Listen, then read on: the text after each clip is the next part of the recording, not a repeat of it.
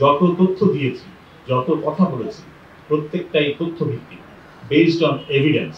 সংবাদ মাধ্যমের মধ্যে অনেক বিভিন্ন সময় অভিযোগ আসে যে ভুল সংবাদ প্রচার হচ্ছে, মানুষ ক্ষতিগ্রস্ত হচ্ছে, সাংবাদিকরা হয়রানি করছেন। গ্রিভেন্সেস, মানুষের সাধারণ পাঠক, দর্শক, শ্রোতা, তাদের গ্রিভেন্সেস, সেটার প্রতিকার পাওয়ার জায়গা কোথাও নেই। আগে একটা ছিল প্রেস কাউন্সিল, এখনো আছে সেই প্রেস কাউন্সিল, কিন্তু সেই প্রেস কাউন্সিল খুব একটা কার্যকর না। সেই প্রেস কাউন্সিল সাংবাদিকদের স্বাধীনতা রক্ষাতেও কোনো ভূমিকা রাখতে পারেনি কার্যকরভাবে। আবার একইভাবে ভুক্তভোগী যারা সংবাদ মাধ্যমের ভাবে অন্যায় বা ভুলের কারণে যারা ভুক্তভোগী, তাদের প্রতিকার দেওয়ার ক্ষেত্রেও খুব সফল হয়নি। আবার প্রেস কাউন্সিলের আর একটা সীমাবদ্ধতা, সেই সীমাবদ্ধতা হচ্ছে যে এই প্রেস কাউন্সিলটি আইন নিয়ে গঠিত হয়েছিল শুধুমাত্র সংবাদপত্র এবং বার্তা সংস্থা সাংবাদিকদের জন্য। সংবাদ মাধ্যম, সংবাদপত্র এবং বার্তা সংস্থা তার এখতিয়ার, কিন্তু এখন তো টেলিভিশন এবং অনলাইনের সাংবাদিকতার একটা বিরাট অংশ।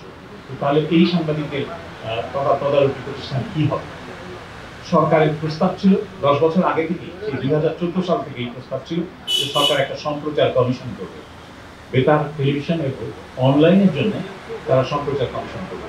সেই সম্প্রচার কমিশন হয়নি।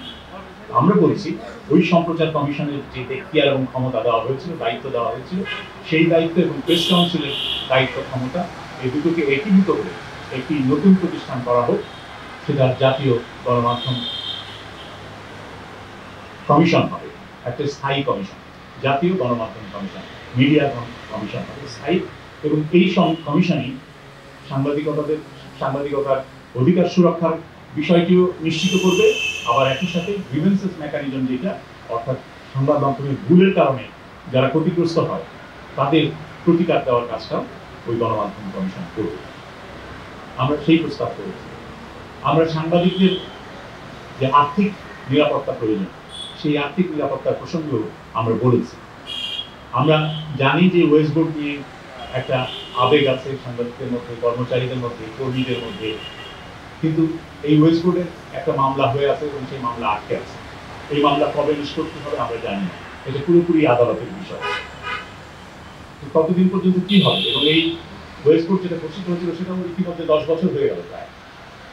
আমরা বলছি যে সাংবাদিকদের আর্থিক নিরাপত্তার দরকার। ওয়েস্ট বোর্ড আমাদের এখতিয়ার না, কারণ আমাদেরকে বলে দেওয়া হয়েছিল যে আমরা বস্তুনিষ্ঠ, স্বাধীন এবং শক্তিশালী সংবাদ মাধ্যম কিভাবে হতে পারে, গণমাধ্যম হতে পারে, সেটার জন্য সুপারিশমালা তৈরি করবো। তাহলে সেক্ষেত্রে বেতন ভাতা বা ওয়েস্ট বোর্ডের বিষয়টা আমাদের উপরে পড়ে না, আমরা সেই এখতিয়ার আমাদের নেই, সে কারণে আমরা সে প্রসঙ্গে কিছু বলি নেই। কিন্তু আমরা বলেছি যে সাংবাদিকদের আর্থিক নিরাপত্তা দরকার, এবং সেই আর্থিক নিরাপত্তা নিশ্চিত হতে পারে কিভাবে সেটা আমরা বলেছি। আমরা বলেছি যে বিসিএস ক্যাডার সার্ভিসে যে প্রবেশের যে জায়গাটা, সেই ইকুয়াল লেভেলে, অর্থাৎ বিসিএস ক্যাডার সার্ভিসের 9ম গ্রেডের যে বেতন স্কেল, সেই বেতন স্কেলের সাথে সঙ্গতি রেখে সাংবাদিকদের এন্ট্রি লেভেলের বেতনটা হতে পারে, সারা দেশেই এটা হতে পারে। এবং ঢাকায় যেহেতু ব্যয়, জীবনযাত্রার ব্যয় বেশি, সুতরাং ঢাকায় ঢাকা ভাতা একটা যোগ করতে হবে। সারা দেশের সাংবাদিকরা যে বেতন ভাতা পাবেন তার সাথে করতে হবে ঢাকা ভাতা। এটা নির্ধারণ করবেন সরকার, সংবাদ মাধ্যমের বিভিন্ন পক্ষ, তারা মিলেমিশে এই ভাতা কি পরিমাণ হতে পারে বা ঢাকা ভাতাটা কি হতে পারে সেগুলো তারা নির্ধারণ করবে। আমরা এটুকু পর্যন্ত বলেছি। বিভিন্ন পদের জন্য বেতনের পার্থক্য কি হবে না হবে সেগুলো ঠিক করার পদ্ধতি এই অংশীজনরা মিলে এবং সরকার মিলে ঠিক করবে।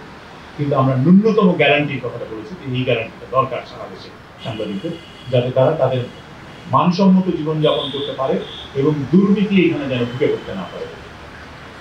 সাংবাদিকদের মধ্যে দুর্নীতি ঢুকে পড়ার একটা অন্যতম কারণ হচ্ছে তাদের জীবনযাত্রার মান রক্ষার জন্য যথেষ্ট পরিমাণে পর্যাপ্ত আয়ের নিশ্চয়তা নেই।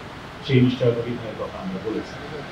আমরা সাংবাদিকদেরকে বিজ্ঞাপন এজেন্ট হিসাবে, অ্যাডভার্টাইজিং এজেন্ট হিসাবে, অ্যাডভার্টাইজমেন্ট কালেক্ট করতে হবে, বিজ্ঞাপন সংগ্রহ করতে হবে, সেই কাজ করতে দেওয়া যাবে না, এই কথা আমরা বলেছি। সাংবাদিকের কাজ সাংবাদিকতা করা, সেটা করতে হবে। আমরা মোটামুটিভাবে মোট 21টি প্রকল্প, 20টি সুপারিশ এখানে আছে, বিভিন্ন বিষয়ে সুপারিশমালা আছে। এত বিস্তারিত আমি এখন বলবো না, আপনাদেরকে এই সুপারিশমালার কপি একটা দিয়ে দেওয়া হবে এবং একই সাথে এটা একটা সামারিও এখনই দিয়ে দেওয়া হবে। আর এই গণমাধ্যম কমিশনের রিপোর্ট পুরোটাই অনলাইনে অ্যাভেলেবল। আমি আরেকটা কথা জোর দিয়ে বলতে চাই, আমরা এই কমিশন রিপোর্টে যত তথ্য দিয়েছি, যত কথা বলেছি, প্রত্যেকটাই তথ্য ভিত্তিক, বেসড অন এভিডেন্স। কোনো গুজব, কোনো কান কথা, শোনা কথার উপর নির্ভর করে আমরা কিছু দিইনি। এবং সমস্ত তথ্য, যতগুলো নথি আমরা ব্যবহার করেছি, সমস্ত নথি অনলাইনে অবমুক্ত করে দেওয়া হবে। আপনারা চাইলে সেগুলো দেখতে পারেন এবং দেখলেই বুঝতে পারবেন যে কি ধরনের অস্বচ্ছ অন্যায় পদ্ধতিতে, অন্যায্য পদ্ধতিতে এই গণমাধ্যমের লাইসেন্সিং গুলো হয়েছে। আর আরো যেটা বড় সমস্যা হয়েছে, আপনার পত্রিকার সার্কুলেশন এবং টেলিভিশনের টিআরপি, রেটিং পয়েন্ট যেটা, এই দুইটার ক্ষেত্রেই যে ধরনের অন্যায়, জালিয়াতি বলবো, জালিয়াতি হয়, এই জালিয়াতিটা বড় ধরনের জালিয়াতি, সেটার প্রমাণ এই রিপোর্টের মধ্যে আছে। ঢাকা শহরে যদি সরকারের হিসাব, সরকারের ডিএফপিতে যে তালিকাভুক্ত পত্রিকার সংখ্যা, প্রচার সংখ্যা, সেটা যদি বিশ্বাস করতে হয়, তাহলে আজকে ঢাকা শহরের দৈনিক পত্রিকা 1,51,00,000 দৈনিক পত্রিকা বিক্রি হওয়ার কথা। কিন্তু বাস্তবে যা বিক্রি হয়, আমরা দেখেছি যারা বিক্রি করেন ঢাকা শহরের কাগজ, হকার সমিতির মাধ্যমে, দুইটা সমিতি ঢাকায় কাগজ বিতরণ নিয়ন্ত্রণ করে। এই দুইটা সমিতি কতগুলো কাগজ বিক্রি করে এবং কি পরিমাণে বিক্রি করে সেটা আমরা হিসাব করে দেখেছি, 10 লাখের বেশি হবে।